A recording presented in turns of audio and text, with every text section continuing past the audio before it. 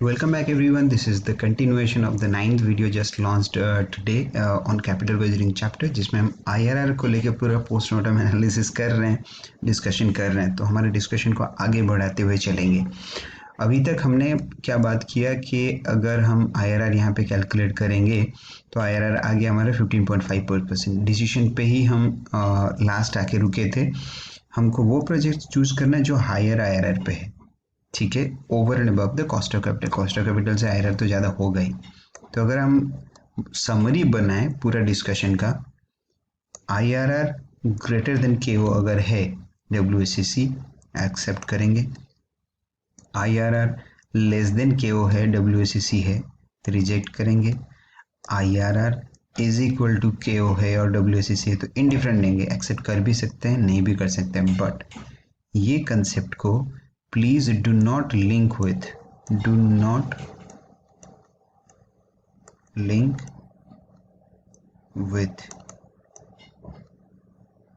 NPV is equal to 0। वो separate line था। ये जो NPV 0 कहाँ पे होगा, ये कंसेप्ट को लेके ही हमने IRR कैलकुलेट किया पहले। तो हमारा पहला ड्यूटी क्या है, IRR कैलकुलेट पहले कर लो, उसके बाद IRR को KO से कंपेयर करके ये डिसीजन हमको लेना होता है। अगर जो IRR कैलकुलेट होके आया और हमारा कॉस्ट ऑफ कैपिटल इक्वल है तो अलग बात हो जाएगा ना, वो इनडिफरेंट हो जाएगा। तब हम प्रोजेक्ट एक्सेप्ट कर भी सकते, नहीं भी कर सकते। Is it okay? ओके, यहाँ तक IRR का जो डिस्कशन था, आई होप आप सब लोगों को ये समझ में आ रहा है। आपके जो कंसर्न्स हैं आप बता सकते हैं कमेंट्स में लिख के कि आपको ये जो डिस्कशंस हैं IRR का ये समझ में आ रहा है कि नहीं। फिलहाल हम डिस्कशन को आगे लेके जाएंगे और थोड़ा पोस्टमॉर्टम एनालिसिस करेंगे और कुछ क्वेश्चन एनालिसिस करेंगे IRR के ऊपर। एक और एग्जाम्पल सॉल्व करेंगे हम फॉर कवरिंग दिस IRR वाला कंसेप्ट। एग्जाम्पल को बहुत ध्यान से देखें, बहुत इंपॉर्टेंट है। और ये एग्जाम्पल ICAI का मॉड्यूल का एक एग्जाम्पल था जो मुझे लगा आप लोगों के साथ शेयर करने के लिए, समझाने के लिए, क्योंकि इस पे कुछ ऐसे पॉइंट्स हैं ना जो जनरली MCQs में पूछ सकता है। और स्टूडेंट्स उस टाइम पे क्या होता है, एग्ज़ाम प्रेशर के कारण या अदर रीजंस में भी उसमें यहाँ पे स्पेसिफिकली गलती करते हैं। तो इसलिए ये वाला क्वेश्चन मैंने एज एन एग्जांपल आप लोगों के सामने रखने का कोशिश किया है। So let's just focus on the question. पहले क्वेश्चन को पढ़ते हैं बहुत अच्छे से, ध्यान से, आराम से, कोई दिक्कत नहीं है। एक कंपनी प्रोपोजेस, ठीक है, टू इंस्टॉल ए मशीन का कॉस्ट कितना है, 3,60,000। ठीक है सर, कोई दिक्कत नहीं है। लाइफ 5 साल है, नो सैल्वेज वैल्यू। तो 3,60,000 डिवाइडेड बाई 5 करेंगे तो डिप्रिशिएशन आ जाएगा इसका। चलो ठीक है, कोई बात नहीं है।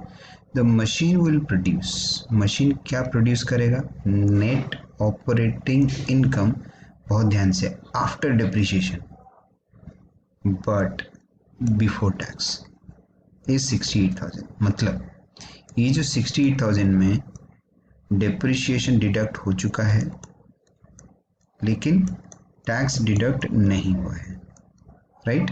ओके, याद आ रहा है हमारा कैश फ्लो वाला कंसेप्ट जो हम कैपिटल बजटिंग के स्टार्टिंग में हम लोग डिस्कस कर रहे थे कि कैश फ्लो क्या लेने वाले हैं, क्या ऐड करते हैं, क्या लेस करते हैं, वो चीज़ को लेके ये क्वेश्चन है। ओके ठीक है सर, कोई दिक्कत नहीं है। सीधा सीधा बात होगा कि हमको तो cash flow generated, cash flow for capital budgeting purpose जब हम कैलकुलेट करेंगे वहाँ पे डेप्रिशिएशन, क्योंकि एक नॉन कैश खर्चा है इसलिए डेप्रिशिएशन का एडजस्टमेंट करते हैं। तो ये जो 68,000 दिया है पर एनम है, हर साल है, पर एनम, ये हमारा कैश इनफ्लो है। क्योंकि ये मशीन अगर 3,60,000 दे के हम इंस्टॉल करते हैं तो हर साल 68,000 का हमको रिटर्न देगा, net operating income after depreciation before tax. तो पहले टैक्स यहाँ पे डिडक्ट करेंगे, प्रॉफिट आफ्टर टैक्स आ जाएगा, डिप्रिशिएशन को ऐड बैक कर देंगे तो cash flow, free cash flow जो है, जो कैपिटल बजटिंग पर्पज के लिए हमको चाहिए, वो हमको मिल जाएगा। लेकिन एक और सबसे इंपॉर्टेंट बात है बेटा, ये पर एनम बोला है। मतलब अगर हम प्रीवियस एग्जाम्पल से इसका कंपैरिजन करें, प्रीवियस एग्जाम्पल से अगर हम कंपैरिजन करें, हर साल का कैश इनफ्लोज अलग था। यहाँ पे अगर कंपैरिजन करोगे, यहाँ पे हर साल का कैश इनफ्लो इक्वल है। याद आ रहा है? Again time value of money concept कि इक्वल रहता है तो हम present value annuity factor use करते हैं इक्वल कैश फ्लो से। सीधा सीधा बात है, अगर अनइक्वल कैश फ्लोज हैं तो हम क्या करते हैं, पीवीएफ फॉलो करते हैं, प्रेजेंट वैल्यू फैक्टर्स। हर साल का अलग अलग निकलता है, पीवी उस हिसाब से निकाल लेते हैं। लेकिन अगर इक्वल कैश फ्लोज हैं तो हम क्या फॉलो करते हैं, पीवीएएफ, प्रेजेंट वैल्यू एन्युटी फैक्टर, जहाँ पे जितने साल तक ये जनरेट कर रहा है, वो इनकम हो या cash inflow cash outflow what ever the case में बी, वो उतने साल तक का हमको जो प्रेजेंट वैल्यू फैक्टर्स हैं उसको बस एडअप करना है। तो टोटल पीवीएएफ आ जाएगा हमारा present value annuity factor. Total में एक बार में मल्टीप्लाई करते हैं, no need to worry for the questions, क्योंकि हम टीवीए में भी कर चुके थे, इसको लेके डिविडेंड वाले चैप्टर में भी डिस्कस हुआ था, तो बहुत सारा डिस्कशन इसके ऊपर हो चुका है। गेस आप लोग को ये कंसेप्ट क्लिक हो रहा है। ओके, आगे चलते हैं। Tax rate 45%, no issue.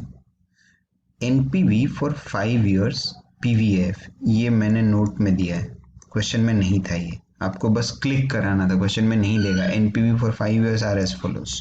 अब आपको कैलकुलेटर का यूज नहीं करना है, क्योंकि यहाँ पे क्वेश्चन में ही दिया हुआ डिस्काउंट रेट। डिस्काउंट रेट का गैप भी देखिए 1-1% का है। मतलब आईआरआर के केस में मैंने क्या बोला था कि 5-5% का गैप लेके हम लोग चलेंगे आगे, लेकिन यहाँ पे इस तरह करके भी क्वेश्चन दे सकता है। तो क्वेश्चन में जो रेट दे देगा वही रेट को लेके ही कैलकुलेट करना पड़ेगा।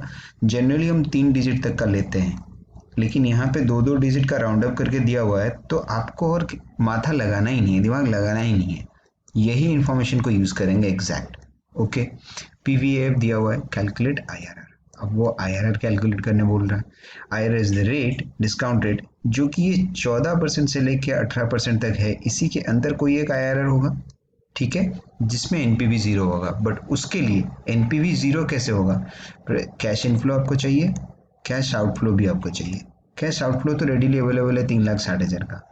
कैश इनफ्लो जो है वो 68,000 का, कुछ प्लस माइनस करना पड़ेगा डिप्रिशिएशन और टैक्सेस का, वो कर देंगे तो कैश इनफ्लो आएगा। तो हमारा पहला काम क्या रहेगा, कैश इनफ्लो का कैलकुलेट करना, which is the solution we are starting now. Okay, net operating income 68,000 का, ये इनकम में डेप्रिशिएशन माइनस हो चुका है, टैक्स माइनस नहीं हुआ तो कर दो माइनस, 45% का टैक्स माइनस हो गया, प्रॉफिट आफ्टर टैक्स आ गया।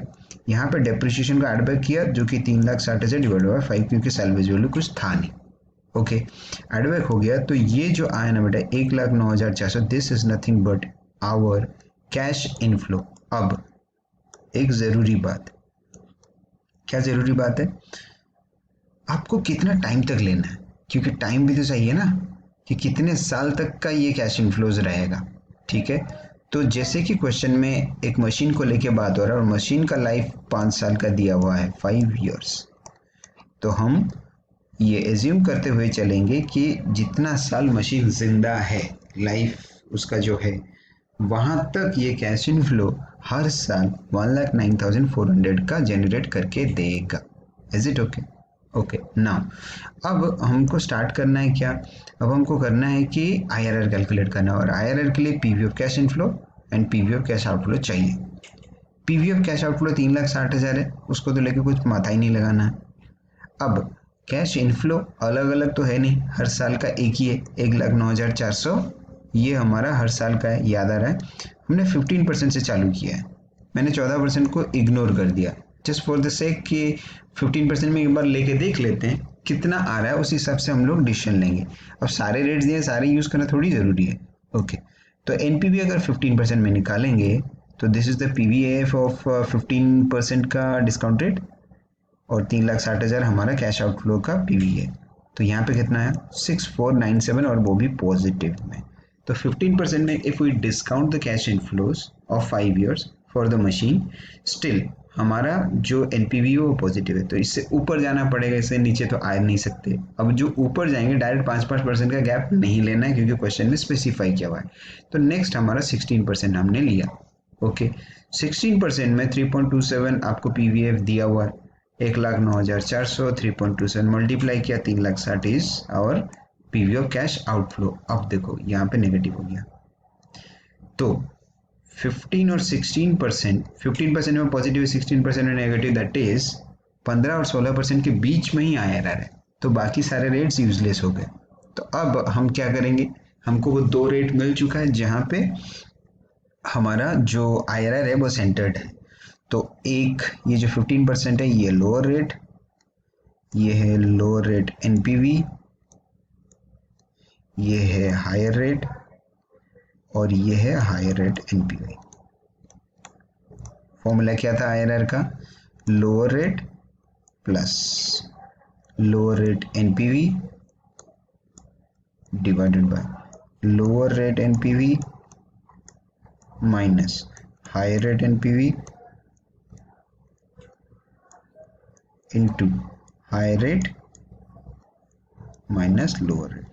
This was the formula. उसी फॉर्मूला में जस्ट प्लॉट किया सारा, आंसर आके खड़ा रह जा रहा है 15.74%। आपको क्रॉस चेक करना हो तो आप रफ वर्क में भी ये कर सकते हैं, मैंने ये चेक किया हुआ है। राउंड अप की वजह से कुछ फ्रैक्शनल चेंजेस आएंगे, अदरवाइज इट्स कम्प्लीटली फाइन। 15.74% में आपका जो NPV वो ज़ीरो हो जा रहा है। ये क्वेश्चन कराने का लॉजिक क्या था मेरा, इस क्वेश्चन से आपको कुछ कुछ बातें और ध्यान रह जाएंगी। ये अच्छा क्वेश्चन इसलिए था, MCQs हैं, इस तरह के क्वेश्चन आ सकते हैं। इज इट ओके, आपको कुछ भी पूछ सकता है, ये क्वेश्चन देकर आपको पूछ सकता है कि ऑपरेटिंग कैश फ्लो कितना लेंगे कैपिटल बजटिंग के लिए वो बताओ, डिप्रिशिएशन कितना है वो बताओ, कौन सा IRR है, ये तो लास्ट वाला क्वेश्चन रहेगा ही रहेगा। तो ये सारे सिचुएशंस आपको ध्यान में रखना है। तो ये एग्जांपल था IRR को लेके, और IRR को लेके पूरा डिटेल डिस्कशन हमारा हो गया। आई गेस स्टार्टिंग से लेके एंड तक आपने अगर ये फॉलो किया है, यहाँ से हम लोग स्टार्ट किए थे IRR का डिटेल पोस्ट मॉर्टम एनालिसिस जो आपके लिए ज़रूरी था, वो दिस इज हियर। ओके, तो मेरे साइड से IRR वाला कंसेप्ट तो अभी ख़त्म है ही। आई गेस आप लोग को ये समझ में आया है। वीडियोस अच्छे लग रहे हैं तो डू लाइक एंड शेयर। जितने लोगों के साथ आप शेयर करेंगे, हमारा जो कलेक्टिव पर्पस है टू रीच मैक्सिमम स्टूडेंट्स के ये सारे फ्री लेक्चर्स को यूज़ करके उनका भी फ़ायदा हो, तो वो अचीव हो पाएगा।